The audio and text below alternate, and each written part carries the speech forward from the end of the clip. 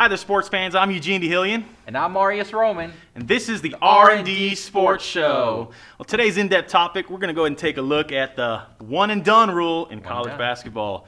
Right. What side of the issue do you fall on, Marius? Well, this is a really important issue because a lot of times in other sports, this is not an issue. Like in football, you don't have the issue because you're required to stay at least 2 years there.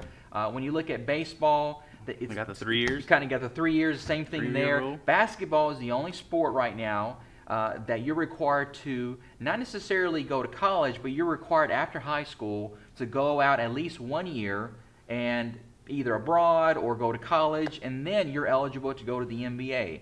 Now, we obviously have a lot of European players that come through, not only native-born European players, but you also have a lot of Americans that have gone over there and played. Yeah, but went over there to Turkey, went to China, went to Japan. Brandon Jennings. Brandon Jennings, one of them. And so many others that have gone overseas for 1 year, and then they were eligible to be, drafted in the NBA draft. So, there's a lot of people out there that are, supporting one or the other, saying it's not a good idea to be one and done. Some are saying it's a bad idea. But what do you fall on? Hey, this is what I think here, all right? When young men start off their career, they're good. They're getting a lot of attention, right? Yeah. You got a lot of people, in their ear, hey, man, you're going to be great, man. You're going to make a lot of money in the NBA. Man, look at your situation now. You're not, doing really, really well. You're going to get millions of dollars to go to the NBA. Don't go to the college. Don't play college ball. Route. Yeah, you might get hurt, and you're going to end up not making any money whatsoever. Get the money. That's the whole idea. Get the money. Get the money. Get the money. So a lot of these guys are hearing that. Man, I'm going to get money. I'm going to get a house. I'm going to get a car. I'm going to get my family set up, and they vote for the NBA. Yeah, they do that, but I don't think it's the correct way to do. I think it's hurting college basketball, and it's hurting the NBA product as well. I mean, you've had so many busts that have come through, become one-and-dones. I'll just name 3 that I researched up. Okay. You got, and these are all top 25 picks. You got Shawnee Williams that was picked as the number 17th pick overall by Memphis in the 2006 draft. Okay. He averaged 13.2 points a game while in college. In the NBA, 5.9. Only had 17 starts. And what does he use now? As a role player, as a defensive player, coming off the bench. Okay. That's just one example. Another one, Brandon Wright, picked in 2007 out of North Carolina as the 8th pick overall. You're talking about these guys are getting top 10. Great money up front to be playing. Average 14.7 at North Carolina, down to 5.4 in the NBA, 31 starts. You're talking a top 10 pick, and he only getting 31 starts in the NBA. Wow. In over 6+ seasons. All right.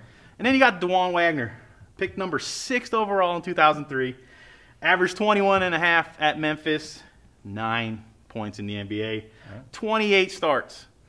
I mean, that rule's got to change. In my opinion, you should be able to go straight from the college like they used to have, from high school like they used to have back in the day, straight from high school, go to the pros, and if they let the market decide. If they value that you should be able to go to the NBA, then let them pay you and go ahead and go for it. If not, I think you need to stay in college, just like the baseball route is, 3 years, and then go from there. Hey, but you have. That's the way I look at it. You got to argue with that in a sense that you got people like Allen Iverson, Kevin Durant went 1 year. They are blowing it up in the NBA, guys. They're blowing it up. So if you've got talent and you're going from making no money in high school, to maybe making probably none because you're on scholarship in college. Yeah, but you're taking a couple of guys that are superstars, a couple in their generation. But you got to look at all the busts. I mean, if you go out there, I can probably find 100+ busts that have done that. Okay. It's just wasted money. I mean, and it's hurting. It's hurting the NBA tag as well as the college ball. I mean, you got colleges that they can't keep their players. Like Kentucky, all 5 of their starters get drafted 1 year. After 1 and done. You can't have continuation. You can't develop a team. Hey, baseball. What is a minor league for? Yeah. What is a minor league for? Well, I think that's what college should be. Well, that's what the NBA Developmental League is, right? That's the reason why it was set up. Because they knew around the league, you got all these guys coming out of high school, they're good. Let's set up this developmental league. Let's draft them, because they're going to come out after a year. Put them in the D League. Let them go play for 2 or 3 years. Then they're ready to go, right? Okay, that's fine. Less risk, right? I think that's fine, but get the one and done rule out.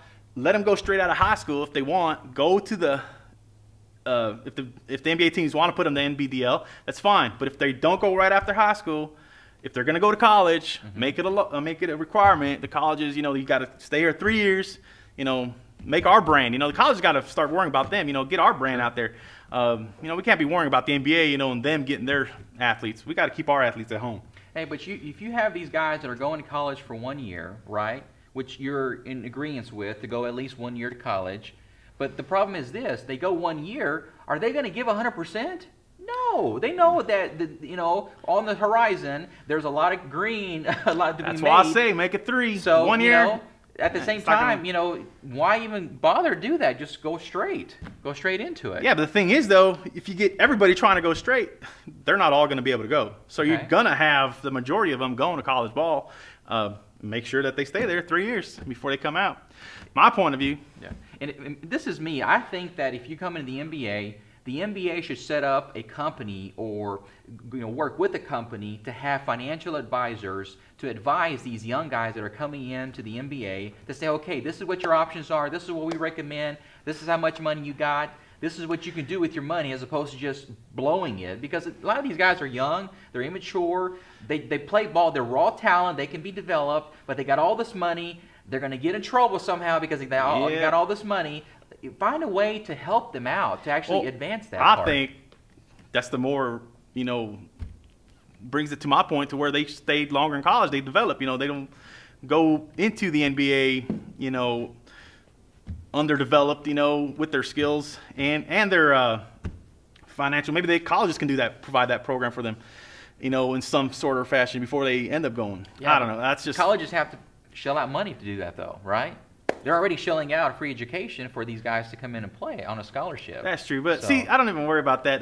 That's after you're already in the NBA. We're talking about the product on the field before it even gets to the NBA. You know, it's affecting the college product way too much, I think. It's all a risk.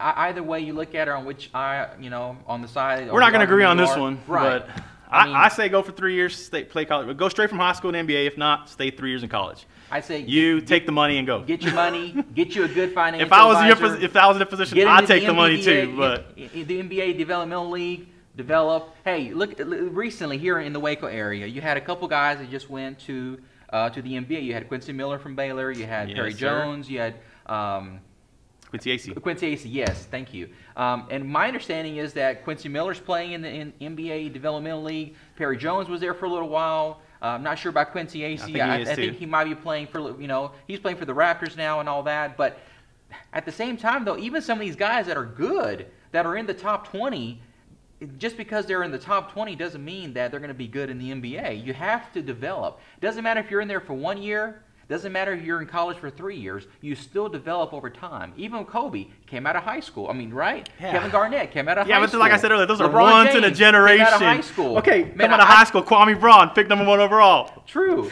Sebastian Telfair came out of high school. What happened? Robert Swift came out of high school. Gerald Green came out of high school. Come on, these guys are true.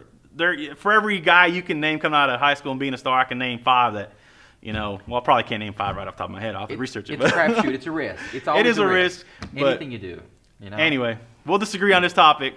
But as we're leaving you today, we'd like to go ahead and talk about this phenom. I heard this little kid out of Orlando, Florida.